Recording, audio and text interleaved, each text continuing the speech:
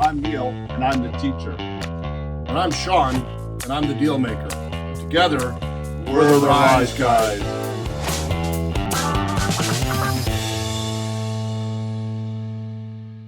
If you are gearing up to jump into Alberta's real estate industry, you are not just selling houses. You are stepping into a profession built on a very specific and honestly a very rigid framework.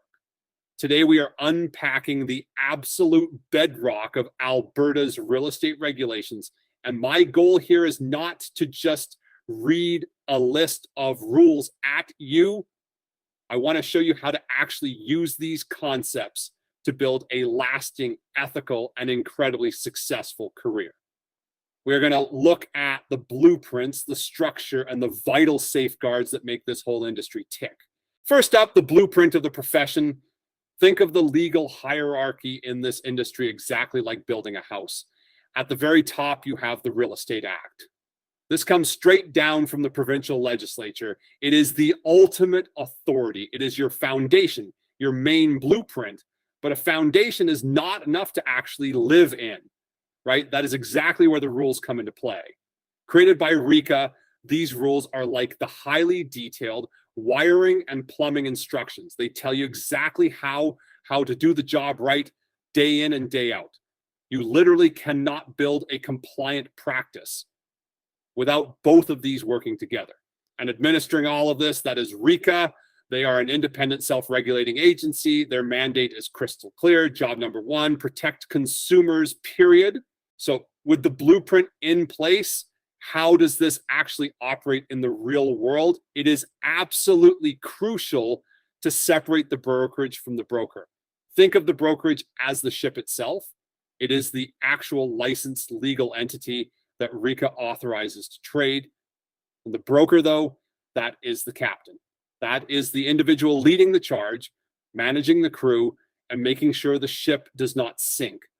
And let me tell you, being the captain is not for the faint of heart. There is this legal concept called vicarious liability, and it is massive. It basically means the broker cannot just pass the buck. They are strictly on the hook for every single deal, every document, every unlicensed assistant, and literally every conversation that happens under their roof. This is where we define how you actually interact with the public. And honestly, it is the most critical legal threshold you will ever cross in your career. A client has actually signed a written service agreement with your brokerage. That signature instantly triggers your highest professional obligations, your full fiduciary duties. The customer, on the other hand, no agreement.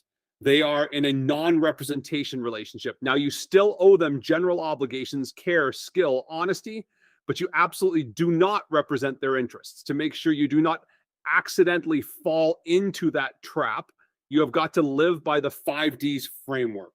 Determine your capacity, discuss the relationship types, disclose your status in writing, document their acknowledgement, and to act consistently with whatever role you just established.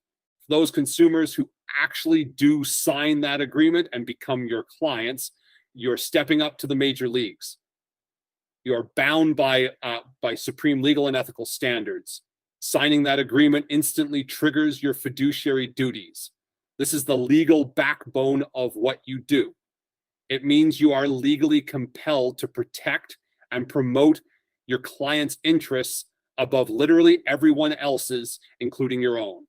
We are talking absolute loyalty, total confidentiality about their secrets and motivations, and full timely disclosure of any material facts you stumble across. Because these duties are so incredibly strict, conflicts of interest pop up super easily. Making secret profits, like taking a little under the table kickback from a property inspector. You absolutely cannot do that. Let us talk about how to actually protect the public and, frankly, your own license. A massive foundational pillar of consumer protection is the strict management of trust funds. I cannot stress this enough. Trust funds are not the brokerage's money. It is a sacred trust. It is completely legally separate from your brokerage's operating cash, and the two must never, ever mingle. Another huge risk area is misrepresentation. The law judges you based on your mindset when you made a false statement. Was it negligent, reckless, or intentional? Remember, you are held to a professional standard of care, but you cannot just be a parrot repeating whatever a seller tells you. You actually have to verify the facts yourself. We have definitely covered a ton of ground today, all the way from the overarching Real Estate Act right down to the nitty-gritty of your daily risk management. Self-regulation is not just some administrative system. It is a hard-earned privilege built entirely on public trust. Every single choice you make is a brick in the foundation of your career. So the ultimate question you have to ask yourself every morning is this: are you choosing to build your career on a bedrock of professional diligence, or are you building it on a shaky foundation of careless risk? The choice is entirely up to you. Thanks for hanging out with me for this explainer, and I will catch you in the next one. New webinar summary every week. Subscribe so you never miss one.